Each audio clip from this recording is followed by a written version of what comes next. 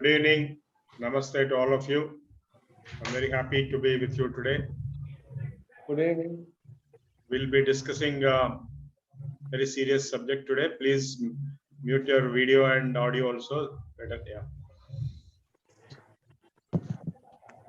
So last time we have discussed the overview of the Upanishads, the Vedanta Darshana. We have the 6 darshanas, the Yoga Darshana, which we have completed over the last 1 year. And then we have the Vedanta Darshana now started last lecture, last month. So Vedanta Darshana comprises primarily the Upanishads, which are the source of all philosophical and spiritual wisdom of the world. Not only India, but all the world, because I can easily prove that all the religions of the world have taken the thought content from the Upanishads.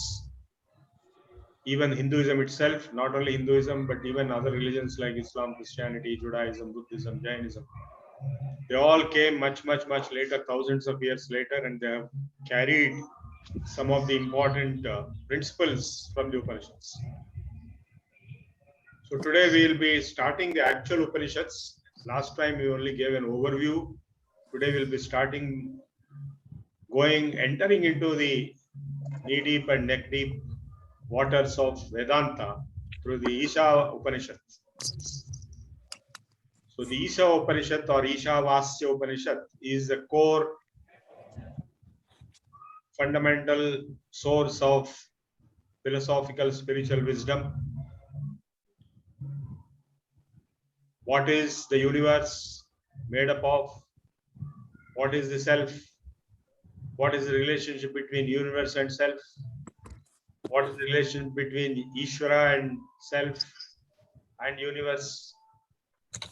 Basically, there is a triputi. There are 3 fundamental entities: the universe which you see, and the self which is yourself, the I which you say I all the time, and the third is Ishvara or God or whatever you call it. So these 3 are the triputis. Now, how they are related or how they are connected, whether all the 3 are independent or whether each one of them is independent or whether there is a merger of any 2 of them, whether Jiva and Ishvara are same, Ishvara and Jiva are same, or Ishvara and Jagat is same, or Jagat and Jiva are same or different, or all the 3 are together one. These questions have been probed deeply in the Upanishads, and answers have been attempted to be given by the seers of the Upanishads. So the Ishavasya Upanishad is a very profound but very small Upanishad in size, but more profound than all other Upanishads. That's why it is in the very beginning. It is the very beginning of 108 Upanishads. We may not cover all the 108. We may cover as many as we can, maybe 10 or 15 or 20. But the first Ishavasya Upanishad is the beginning of spiritual wisdom. The link between religion and science, or the link between yoga and Vedanta, or the link between the self and Ishvara, or self and nature, or Jagat, all these are touched and thoroughly discussed in the Ishavasya Upanishad. Now, every Upanishad starts with a Shanti mantra, a peace chanting. So I will chant that first for this Upanishad. That Shanti mantra itself is very profound, the most profound statement. Om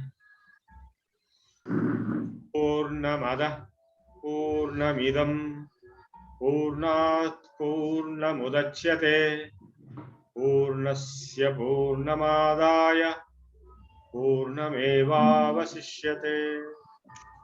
Om Shanti Shanti Shanti. I'll chant once again.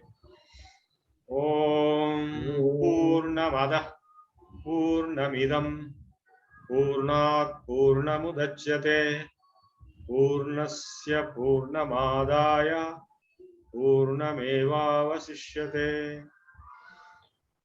Ada means that is Purna. Ida means this is Purna. Telugu Adi is the same. In Sanskrit, Ada, Ida. Purnam Ada, that is Purna, full, complete, infinite, eternal, perfect. And this is also infinite, eternal, perfect. What is that and what is this? We'll examine it. First he is saying that is Purna and this is Purna. Then he is saying this Purna came from that Purna. And then he says, even if this Purna came from that Purna remains the same as Purna. Purnasya Purnamadaya Purnameva Avasishyate. The Avasesha, the remainder, is also Purna even after the Purna has been taken out from the original Purna. How is it possible? It is like 0 minus 0 is equal to 0. 0 is not nothingness but completeness. The theory of infinity and 0, you know, the relationship between 0 and infinity. Perfect, total, infinite Purna is 0 and 0 minus 0 is equal to 0. Now he is explaining this, what it can be interpreted in many ways. One interpretation we can give is, for example, if you say Ada means Ishvara is Purna, and Idam means this universe is also Purna. And this Purna has come out from that Purna because he is, after all, the maker of the universe. And even after this comes out, that Ishvara remains Purna. This is one example, one interpretation. The other interpretation can be the individual selves, Jivatma and Paramatma. Paramatma and Jivatma both are Purnas, both are same. Even if one comes out of the other, it remains the same. Very mysterious statements are made, but they are absolute truths. Now this is the Shanti mantra. We have chanted Shanti 3 times, that is peace 3 times. We need peace, peace for physical problems, peace for natural problems, and peace for internal self-related problems. 3 types of peace. Adi Bhautika, Adi Devika, and Adhyatmika. Now we'll start the Upanishad itself. The very first statement is very profound. Every one of them is very profound. Ishavasyamidam sarvam.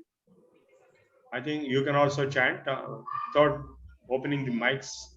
You can chant with me. Ishavasyamidam sarvam. Ishavasya udam sarvam. Yat kinchit jagatyam jagat. Yatkinchit jagatyar. Tena tyaktena bhunjita. Ma grudhakkasya smidhanam. I'll explain now. We'll discuss it. Ishavasyam idam sarvam. Idam, that means this. Sarvam. Jagatyam jagat. In this universe, the word jagat means universe. Yat kinchit jagatyam jagat. Jagatyam means in this jagat. Whatever little, kinchit is very little, anything small included is Ishavasyam, is spread, manifested, reflected, or created or pervaded by Ishvara. What we call in English as God is actually Ishvara in Sanskrit. So this universe is all pervaded by Ishvara. That is the statement. Yat kinchit jagatyam jagat, even very little, even an atom, everything is spread. There's a very famous poem in Telugu in Bhagavatam. Indugalad anduledanu sandehamu valadu, chakri sarvopagatundendenu vedaki chusina andande galadu. You don't have any doubt that Ishvara is present in one place and not present in another place. Sarvopagatund, Ishavasyamidam sarvam. And same statement is also in other Vedic statements like Yatchakinchit Jagat Sarvam Drushyate Shruyate Piva Antarbahishchatat Sarvam Vyapya Narayana Sthita. Whatever little you can see, whatever you cannot see but can hear, or you cannot even hear, everything is spread inside and outside, antar bahischa, tat sarvam vyapya narayana sthitaha, is spread by Ishvara, Vishnu, Narayana, whatever name you give, it doesn't matter. So what does it mean? Either this Jagat which appears to us, the universe which appears to us comprising of the stars and planets and mountains and rivers and trees and forests and waters and so on. This universe is all pervaded by Ishvara. That's what it says. Ishavasyam. Avasyam means avas. You know what the word avas means? House. That means Ishvara resides in this universe. Now, for this, the fundamental theory came from another Upanishad. In the Chandogya Upanishad, it is described how the creation took place. Tachrutva tadeva anupravishat. Ishvara, having created this universe made up of galaxies and planets, etc., has penetrated into it. Tachrutva tadeva anupravishat. Therefore, Ishavasyamidam sarvam. This can be interpreted in different ways. Religions like Islam and Christianity and Judaism, they interpret that it is a manifestation of Ishvara, Lord, and not God himself. It is only a manifestation. Like suppose there is a CEO of an organization. Every single employee in that organization is a manifestation of the CEO. It is not that one employee alone is separate. At the same time, you cannot worship one single employee and treat him completely as CEO. But CEO is manifested through the employees.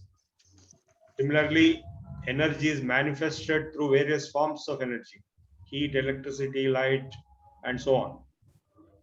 So Ishvara is manifested through the universe, though universe itself is not Ishvara. So they make it a very strong point in other religions that the constituents of the creation itself should not be identified with the creator. It's true and also false in the sense, it is true in the sense a single entity in creation cannot be declared as Ishvara. At the same time, you have to accept that Ishvara manifests in the universe or in all its manifestations with all its glory. So this is Ishavasyamidam sarvam yat kinchit jagatyam jagat.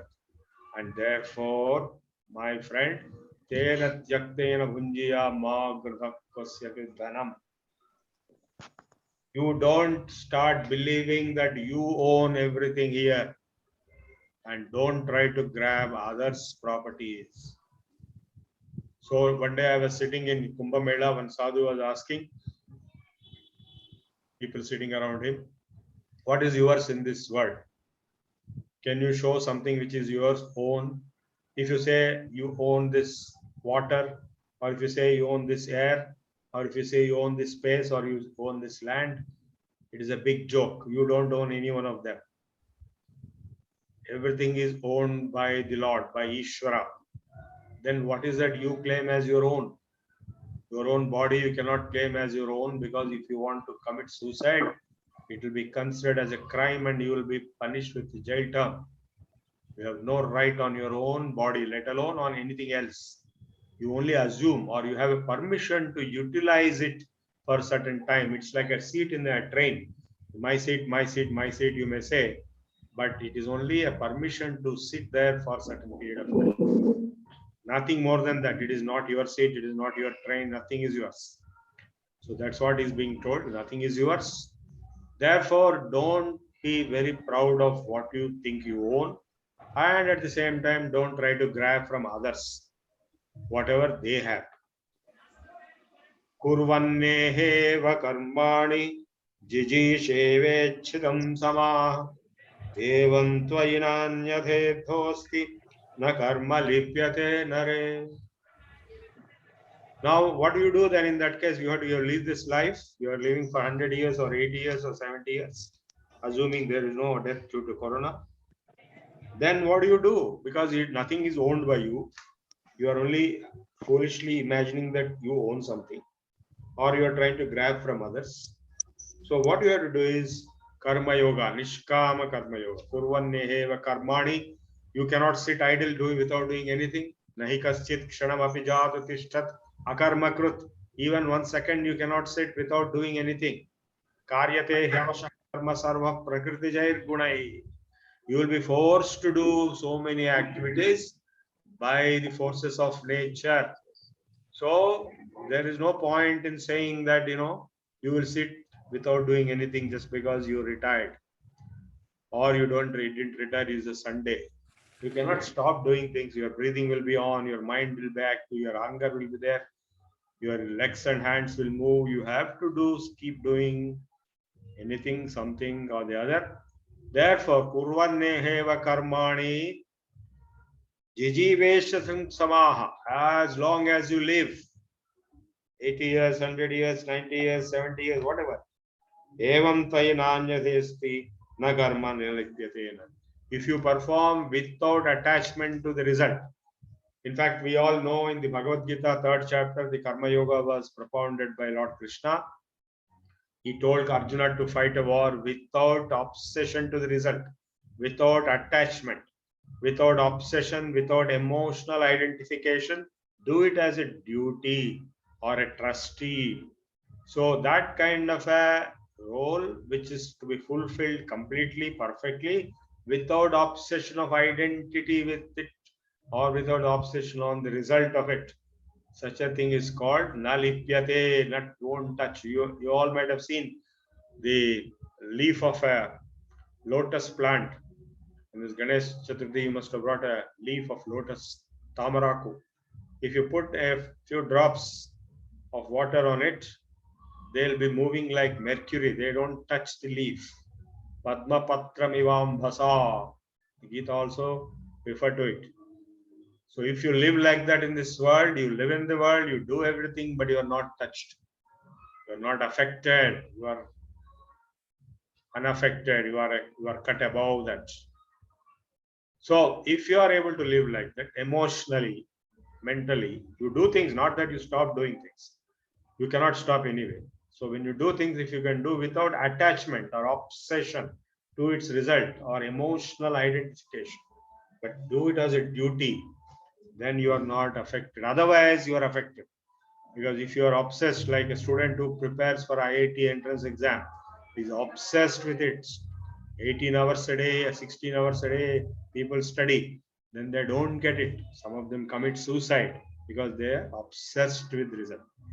And a person who is not so obsessed will not commit suicide. He will take it in the stride. And whatever work he has done will not go waste. If not IIT, he will get somewhere else in Triple IT or somewhere else.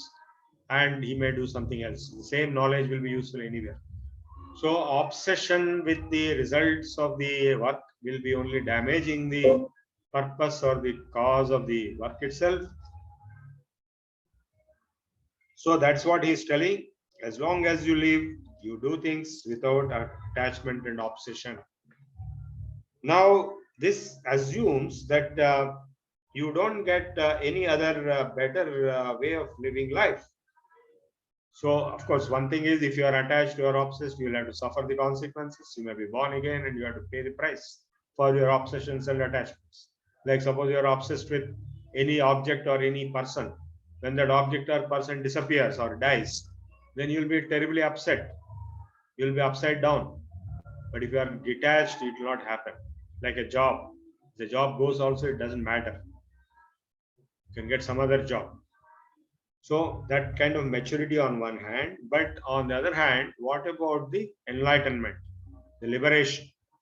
So for that you require the jnana, you require the enlightenment about Ishvara, about self-realization, God realization. So the rest of this Upanishad will be talking about that aspect. Having told how you should behave in this world, it is now telling what will happen if you don't have self-realization. Normally, people think self-realization is an optional item. It is a luxury. it is not so essential, etc., etc. It can be thought about at the time of death. At the time of death, nothing will be there except death. So before death itself, you have to get realization, enlightenment. Otherwise, you will be nowhere in the picture. So before death, how to get enlightenment? This is what this Upanishad is going to explain. Asurya namate lokandhena tamasa vrta tamste pretyabhigachanti yeke cha atmahano jana. Those who have killed themselves, atmahano jana. Jana, jo log atmahan hai means they have destroyed themselves. I hope you all know what it means to destroy oneself. Breakdown, collapse due to obsessions and attachments and disease and fears and emotional breakdown. So a person who has broken down in the life, they are called Atmahano Jana. They may commit suicide or they may commit any other crime. Who will be such people? Who will reach that kind of a stage, and then what will happen to them after death? After death, they will go to Asurya Namate Loka Andhena Tamasa Vrta, full darkness. You know that famous statement, Tamasoma Jyotirga, full darkness.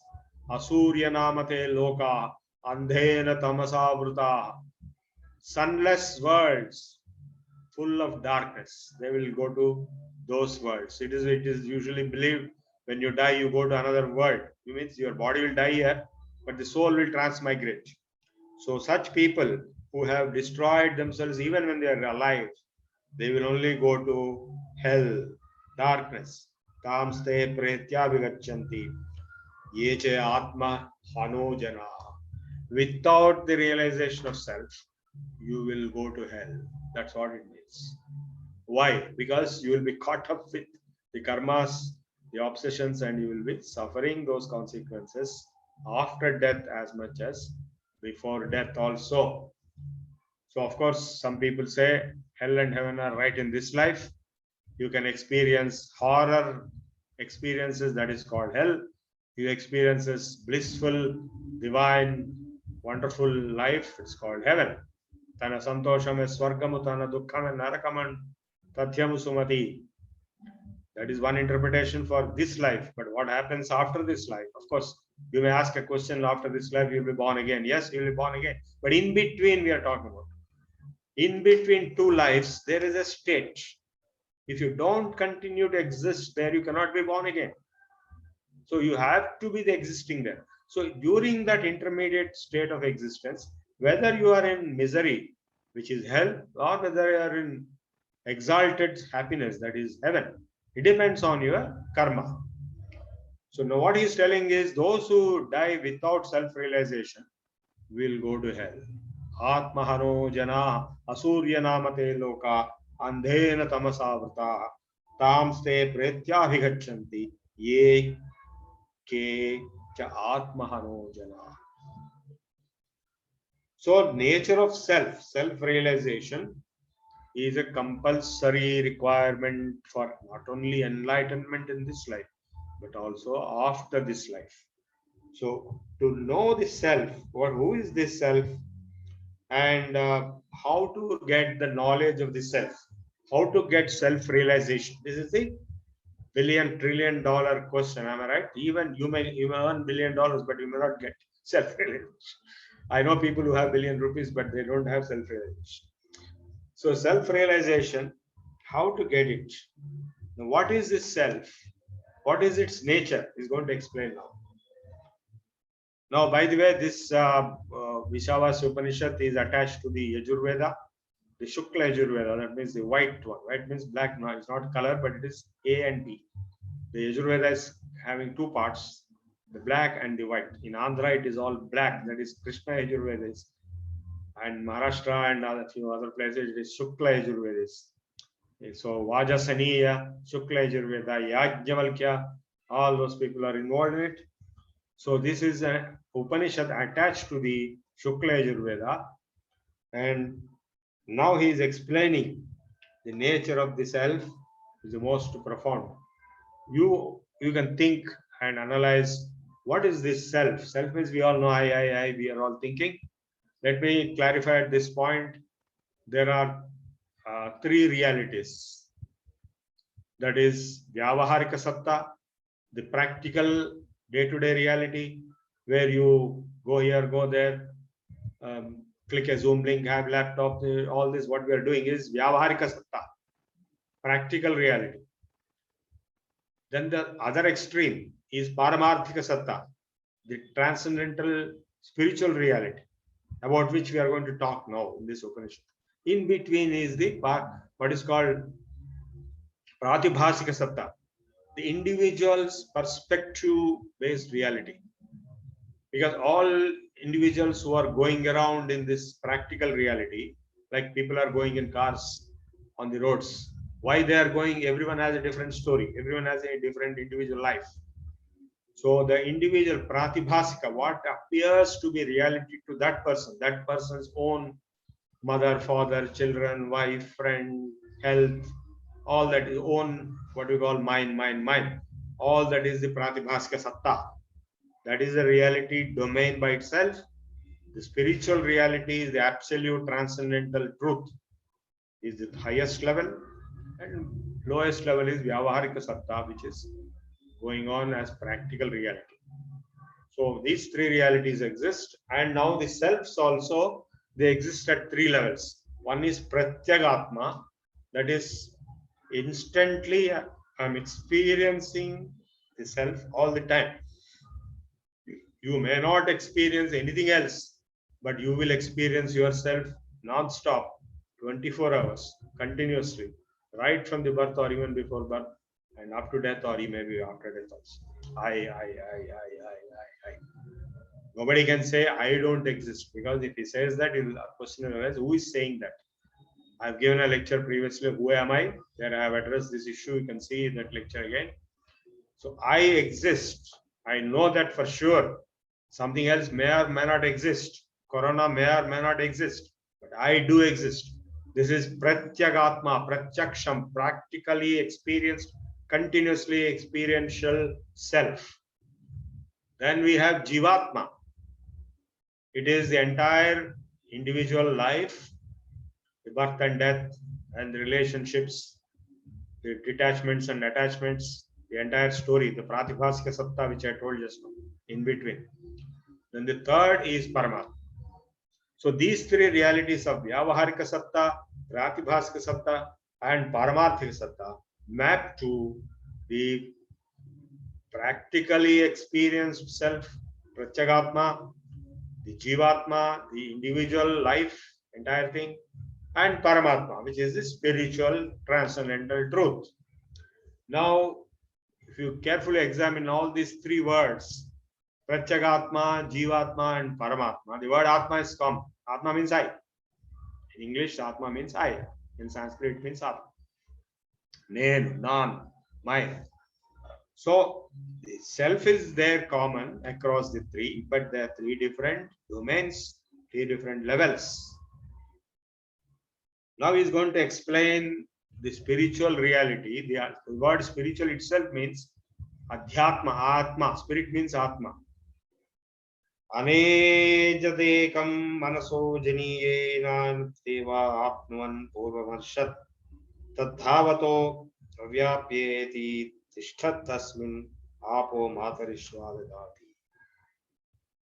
The self is static, at the same time it is dynamic. It is so dynamic that is faster than the fastest. What is the fastest entity in this world? We may say light and all that. That is in physical reality. But mind is the fastest. The thought process.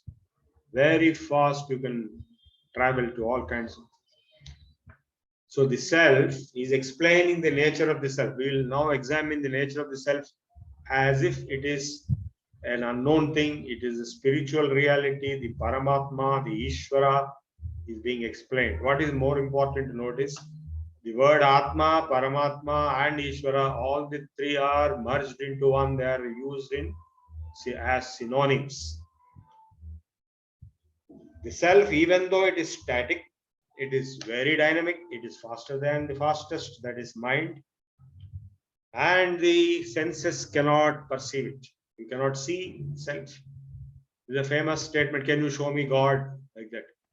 God or self are not something that can be seen by the eyes or ears or any of the senses. And it is even beyond mind. That's why it is faster than mind. At the same time, it is unmovable, static.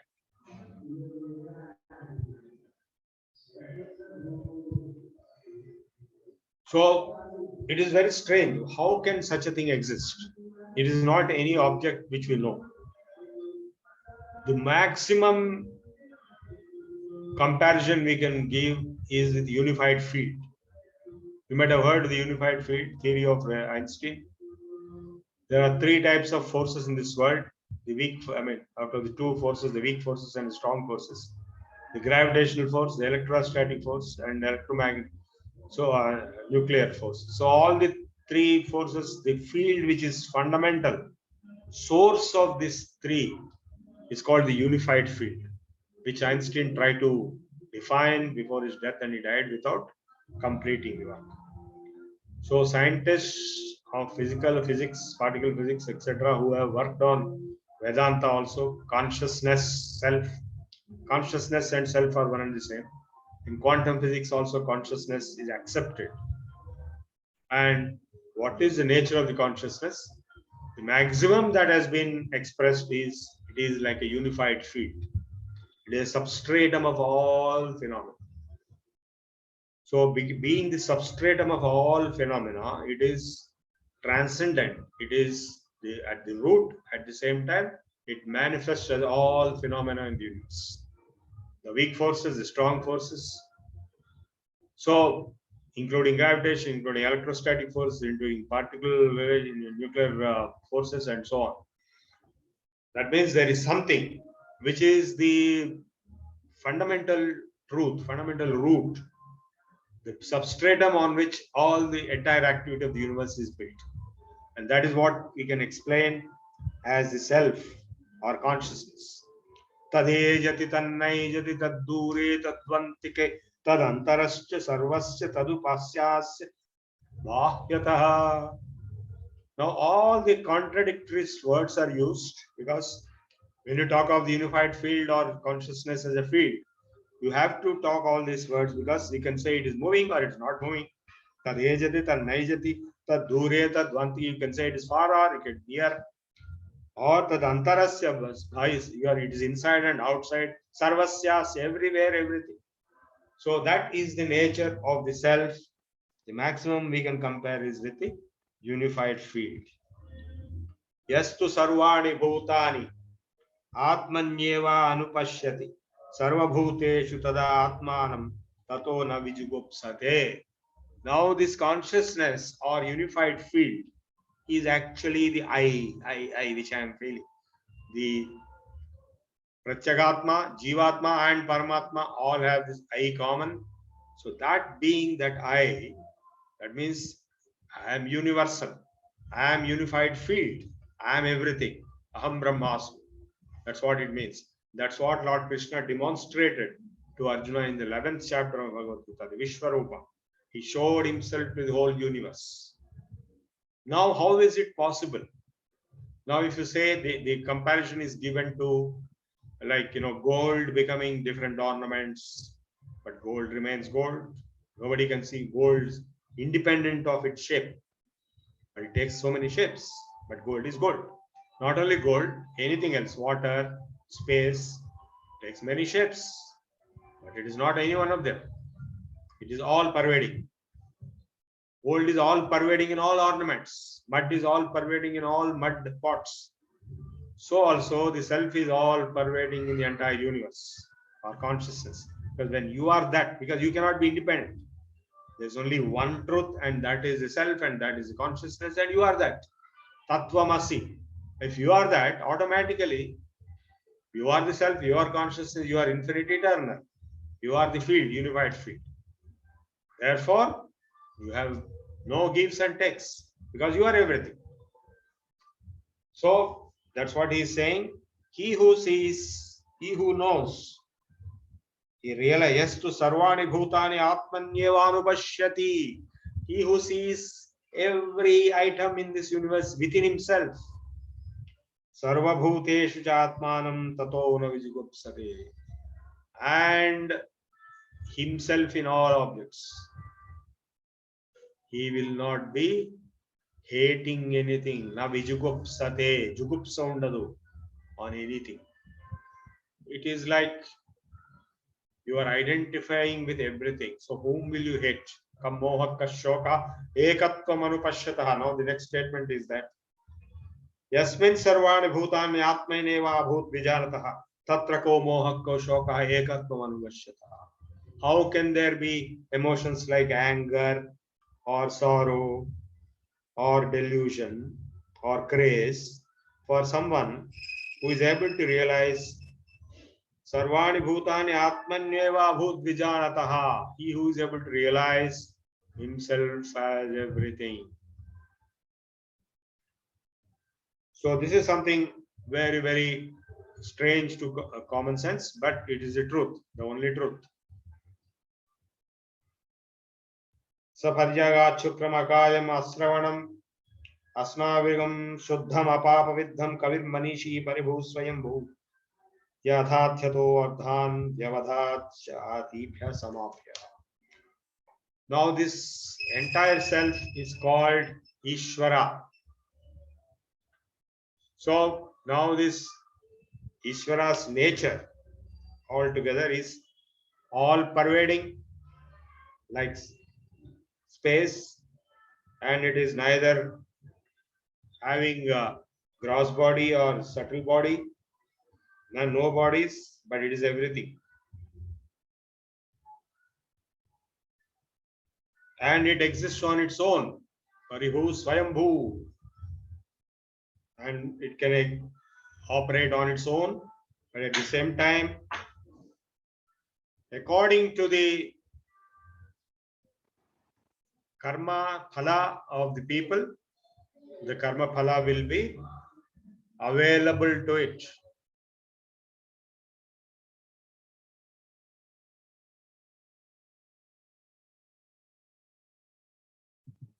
Hello, sir. Prabhu, sir, I think you are by mistake muted. Yeah, I'm back. Okay. Yeah, thank you.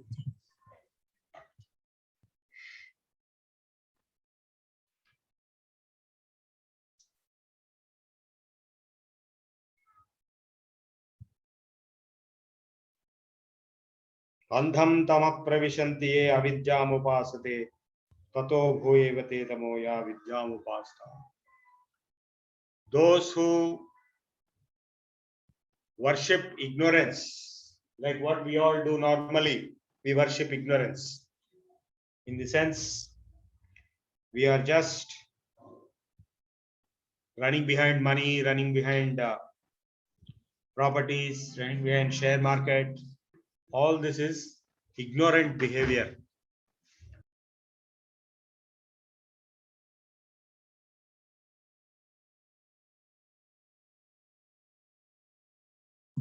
Sir, you are muted, sir. So those who follow avidya, they will reach darkness.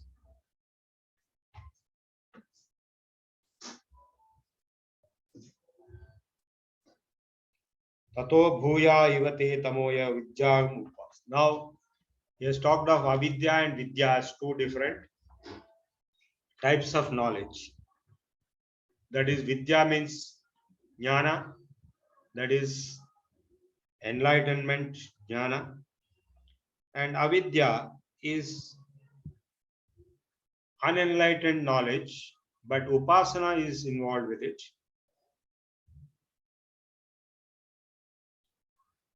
So, upasana or worship or prayer or various types of upasana, japa, tapa, homa, etc.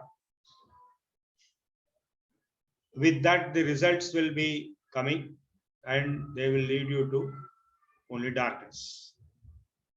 And with Vidya, with enlightenment, if you don't do any Upasana also, that is also a problem.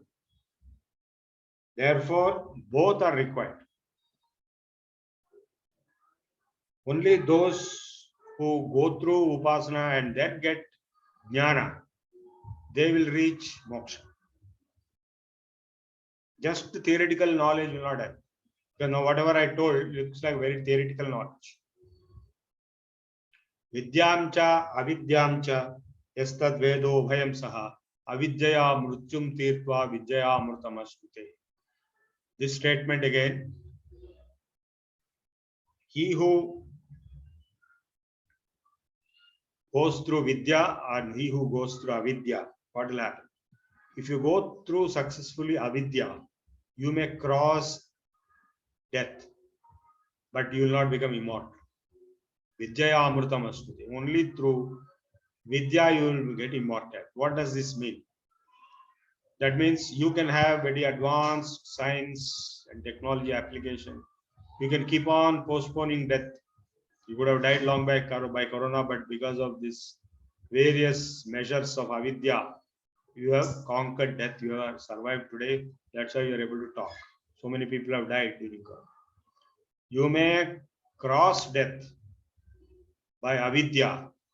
Science is also avidya, but you cannot become immortal. That means you will die one day or the other.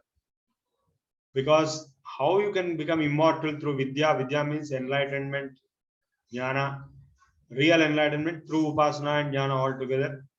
That is because you realize that you are one with Ishvara, and Ishvara is infinite, eternal, it has no birth and no death. Therefore, you become immortal. If you realize it. Hiranmayena patrena satyasya apahitam mukham tatramam poshanna pavano satya dharmaya. Now he is taking a mode of prayer or Upasana on the Paramatma. The Paramatma who is covered by a golden Hiranmayena Patrena, a golden disc, a golden vessel is covering. Satyasya apahitam mukham. The truth is covered by a golden vessel.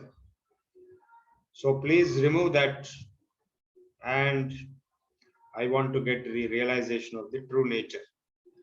It is all mystical, what we call abstract description. There is no such golden vessel.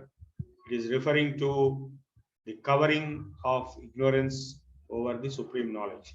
Whatever we have discussed till now is an indication of the supreme knowledge or jnana, which is being referred here, and as a prayer it is being exclaimed. You remove that covering so that I get the full exposure. Pushanne karshe yama surya prajapatya vyaharasmin samoha tejo yatte rupam kalyanatamam tatte pashyami yo apa asau purushas sohamasmi. Also, vayuranilam amritam adheram basmantam shariram om kratos smara kratum smara kratos smara kritam smara. Now he is referring to sun. Sun is the first manifestation of Paramatma in our tradition. Surya Atma Jagatastastu Shascha. O sun, O Bhaskara, you are the owner of this whole universe. The universe is going around you. You take out the water and then give it as rain. You take out my miseries and show me your divine form. And then at the time of death, whatever prana is coming out of this body, may it enter the Sutratma, and may this body be burned into ashes. And oh, Om, I was telling you who is the real Ganesh, you will understand. In the Atharva Sirsha Upanishad, Ganesh is explained as Om. So the real Ganesh is not this Ganesh which you see in emergent time entertainment programs, but it is Om, which is Parabrahman, about which we discussed just now. Tato, that's what he's saying. Om Krato Smara Krutam Smara Krato Smara Krutam Smara. O Om.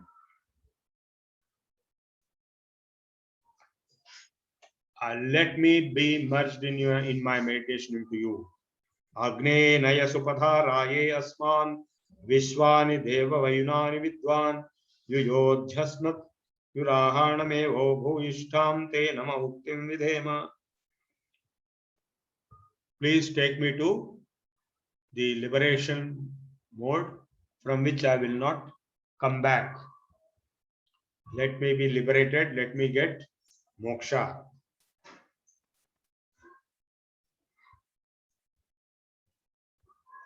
And drive me into the path of moksha. This is the last prayer and the last mantra of this Ishavas Upanishad. So I will stop here and again chant the Shanti mantra. Om Purnamada Purnamidam Purnat Purnamudachyate Purnasya Purnamadaya Purnamevavasishyate. Om Shanti Shanti Shanti.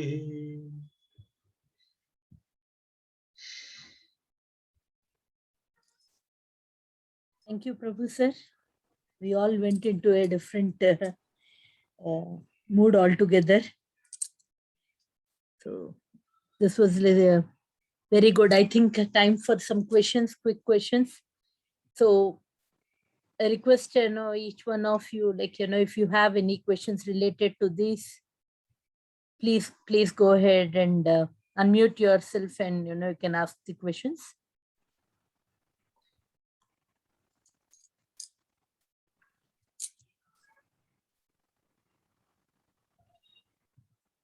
So how can you reach directly Vidya from Avidya? Sorry, please repeat again. How can you reach Vidya from Avidya? No, you have to get Vidya by itself. You have to acquire Vidya. You have to acquire Jnana. Nahi jnanena sadrisham pavitram hai vidyate tatsvayam yoga samsiddha kalena atmani vindati in Bhagavad Gita. In fact, as you could have noticed by now, the Upanishads are very, very high level. As Sita was telling, that take us to a different world altogether. True. The Bhagavad Gita is more practical.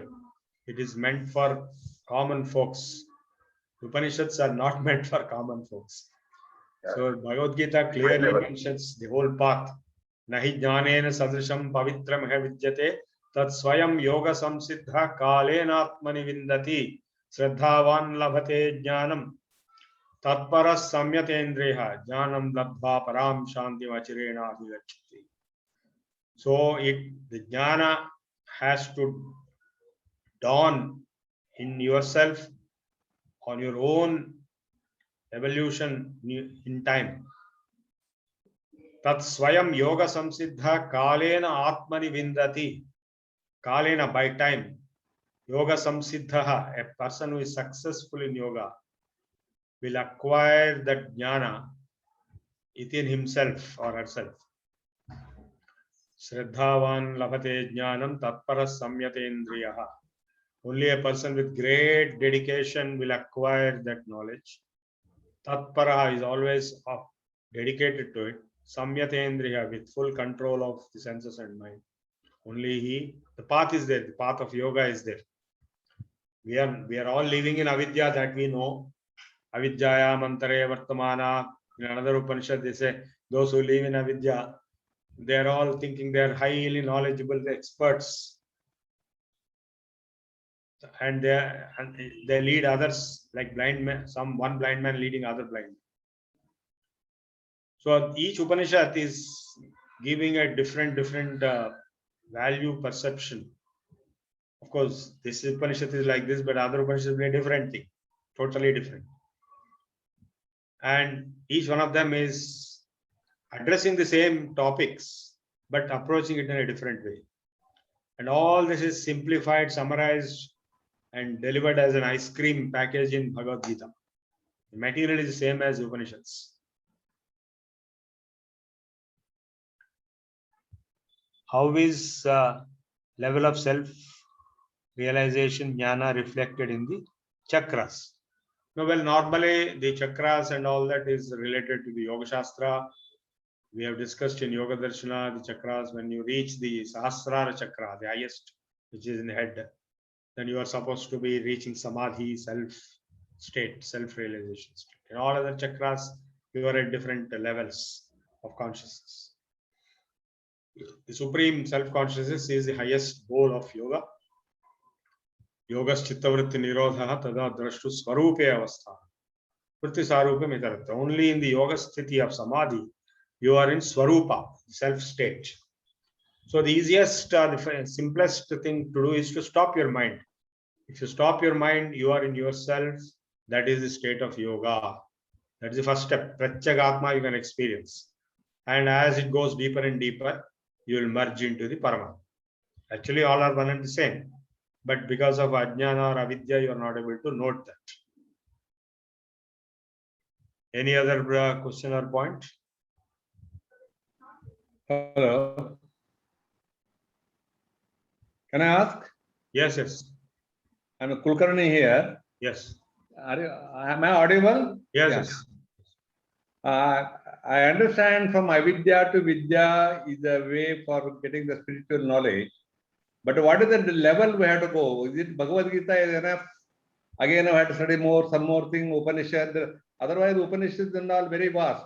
It is very difficult to achieve, learn. So Vidya, like what we are having, first standard, second standard, third standard, BE, ME, PhD. So what are the levels, or is it required to study under a guru, or can we study ourselves? Well, all these are confusing. No, there is no confusion. All these are valid paths. Bhagavad Gita is also valid. Upanishads are even more valid. Veda is also more valid. And this is a kind of a, what do you call, just a kind of a concept you will get. But it has to be self-discovery based experience. Of course, we already have experience of the Pratyagatma, I. 24 hours you are feeling that I. And you know it is truth, it exists. And in fact, that's the only truth. All the rest is a creation of the mind, the thoughts. That will lead into avidya, more and more avidya. Avidyaya mantare vartamana, damdambhyamana. You know, I have mentioned such statements elsewhere.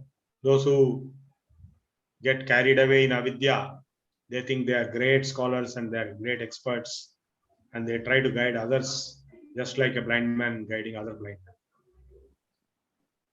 So it's a long-term process. It can be short also, like today's Vamana Avtara. Vamana was already enlightened even at the small young boys level, and it is a long process. All these are valid paths. When it comes, how it comes, it depends. No, I wonder what is the end of it? Process is okay. End is moksha, realization. You become like Ramana Maharshi or Ramakrishna Paramhamsa, then that is the end. Okay. You can check yourself. No, that is very, very high level. But there's Of no course, low level. there is only one level. You call it high or low, it doesn't matter. We have been to IIT. A lot of people think IIT is very high level. So I don't tell you. So it is only one level, 0 or 1. Okay.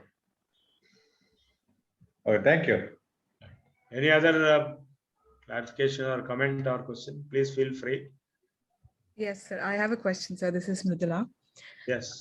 So today you explained the nature of self. When you were saying that, you also mentioned that one who sees and knows self and identifies self in everything around, there's no possible of hate or anger, etc. So when I was thinking practically, like, to comprehend how does it happen? I mean, as a part of self-realization, how does one identify the self in everything around? I was thinking from the elemental perspective, because we all made up of this 5 elements in this universe. Everything is made up of these 5 elements. So one does, through yoga or any other means, one gets this subtle sense of these 5 elements, and then that's the No. Nothing to do with elements. It is to do with consciousness. The okay. self. Now, right now, I'll give you an example. You and I are talking. You are yourself, I am myself, right? We two are separate. But when we talked, in fact, all our audience also, A, B, C, D, E, F, G, are listening. Now, right now, when we talk of the self, we are all getting the very same concept. When we suppose I write on the board some, say, y is equal to f of x, something. The thought which I am giving, so I say thought about the self. Everyone is getting exactly the same. That means all are becoming one. This is an example I gave you, how to see oneness.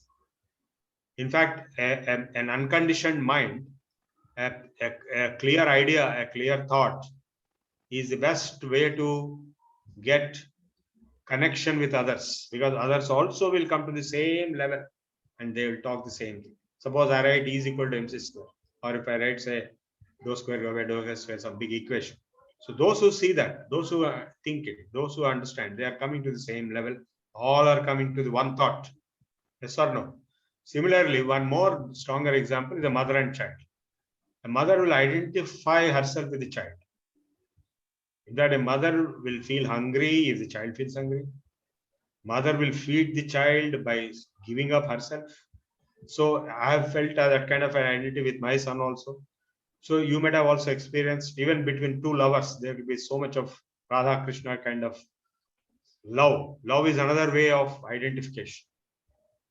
So that's why when you start realizing the self, you love everyone same as yourself, because there's only one and that is yourself.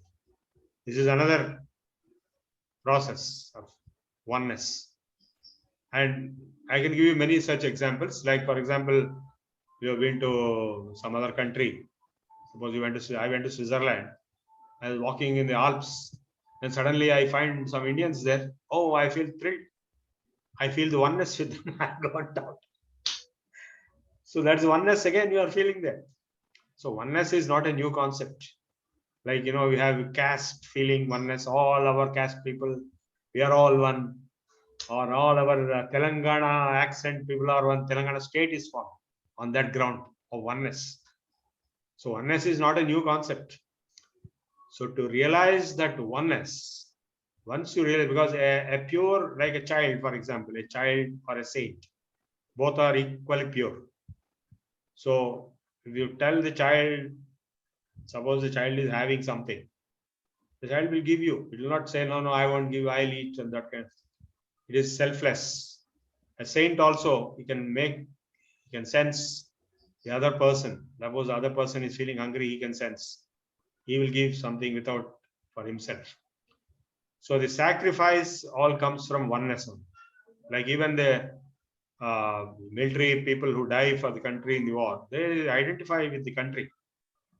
They identify so much with the nation that they are ready to die. That is highest sacrifice. Sacrificing life is highest sacrifice. So the oneness identification is not a new concept.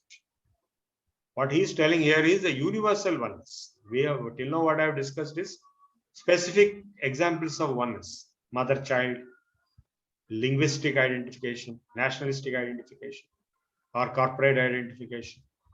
These are all manifestations of oneness, but we are talking the universal oneness. So that is universal love comes out of universal oneness. Those who practice it, like we have the gopis and we have they never studied Upanishads or they never studied Bhagavad Gita and all that, but they were having that experience of oneness. Hello.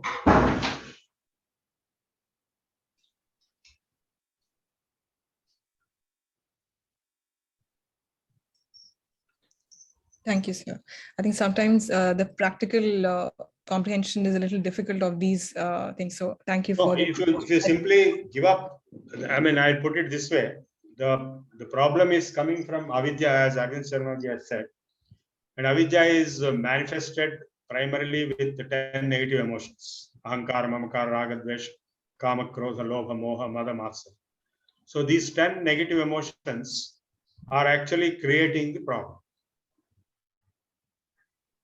So the moment you get involved in any one of these 10, you are in trouble. You don't see the oneness. A child or a saint will not be affected by these 10 negative emotions. So if you can keep your calm, quiet state, if you can keep your calm state of mind without any of these negative emotions, you'll automatically experience oneness. You can automatically experience love. Love the other person, whosoever it is. Yes. So universal love is without conditions. Yeah. And like you said, unconditioned mind. I think that's Yes. Unconditioned love comes from experience of oneness, for which unconditioned state of mind, that is yoga. Yoga means yoga chittavritti nirodha, stopping all conditionings. Every thought, every chittavritti is a condition. So when everything is stopped, you are in yourself. That itself is a liberated state. Thank you so much, sir. Thank you.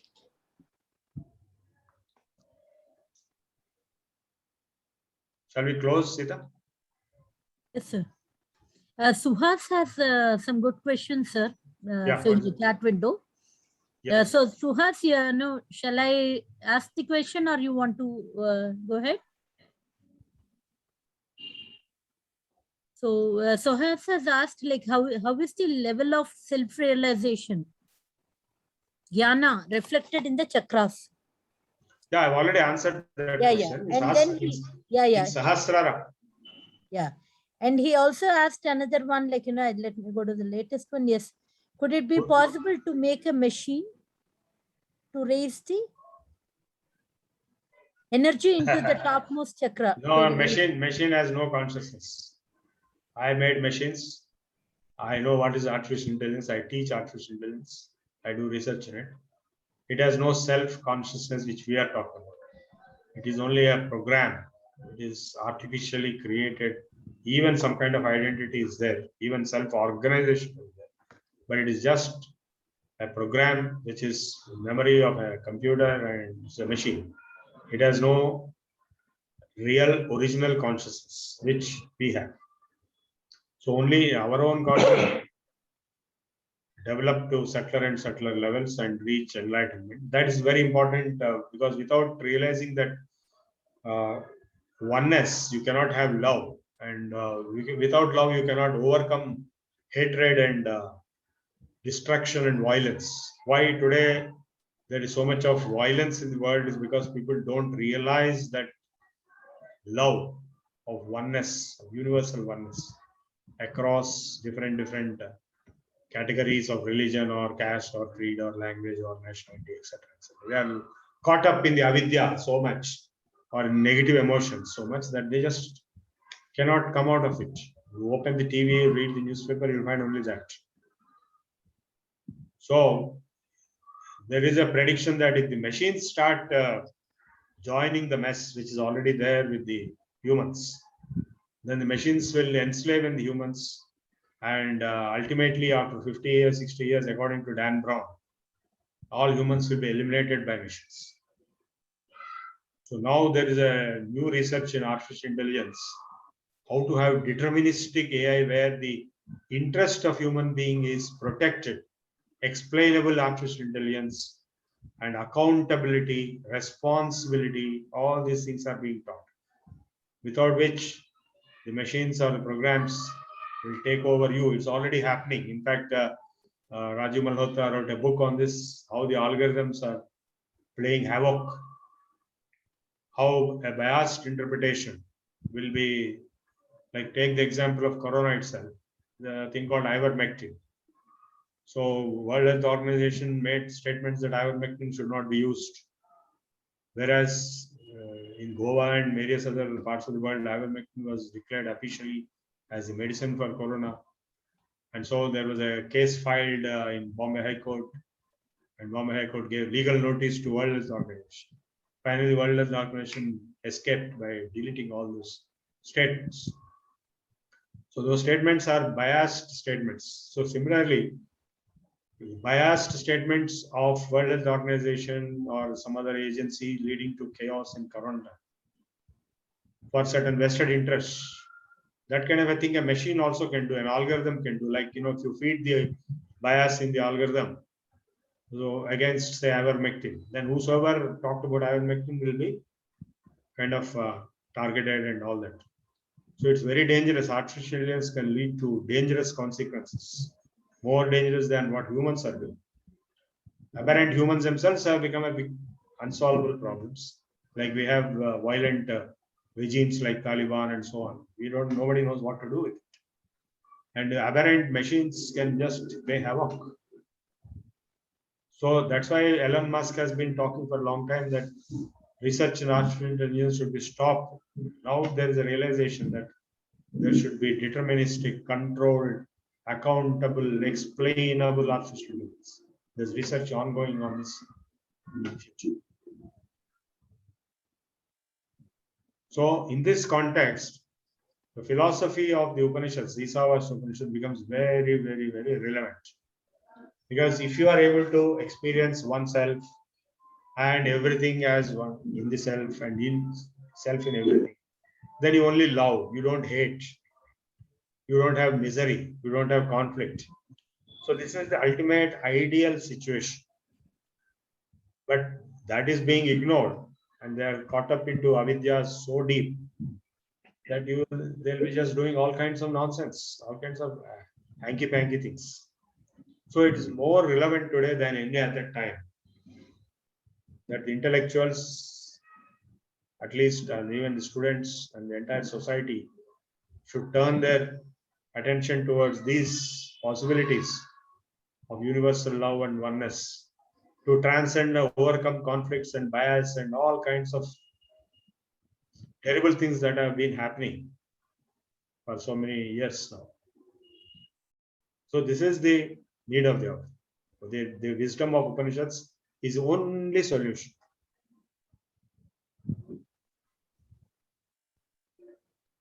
Thank you, Prabhu sir, for answering all the questions, and it was very important questions raised.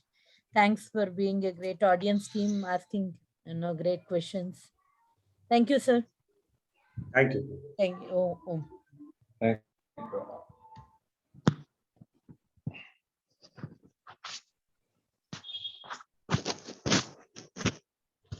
Aruna.